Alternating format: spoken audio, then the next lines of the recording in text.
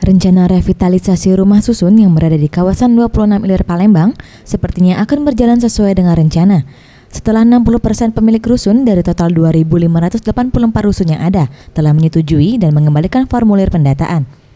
Menurut Leo Manurung, manajer proyek Rusunami Perumnas saat ditemui pada Kamis, 19 November 2015 mengatakan, Perumnas telah menyiapkan biaya untuk pemilik yang akan direlokasi, di mana pemilik rusun akan diberikan kompensasi sebesar 5 juta rupiah untuk tipe 18, 7,5 juta rupiah untuk tipe 36, dan 10 juta rupiah untuk tipe 45 berdasarkan kesepakatan, dan uang tersebut akan dibayarkan setelah groundbreaking dimulai. Nah, ada juga dari pemerintah itu yang mungkin Anda sudah melihat rumah susun yang ada di Pertapati. Itu mereka sekarang sedang merehab.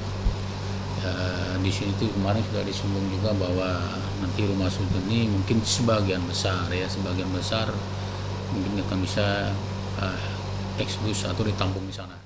Perumnas tidak bisa memberikan kompensasi kepada penyewa karena sesuai dengan ketentuan Perumnas hanya bisa bertanggung jawab kepada pemilik rumah susun. Jevan Yudi Arta, Rizky Hidayat, Sriwijaya TV.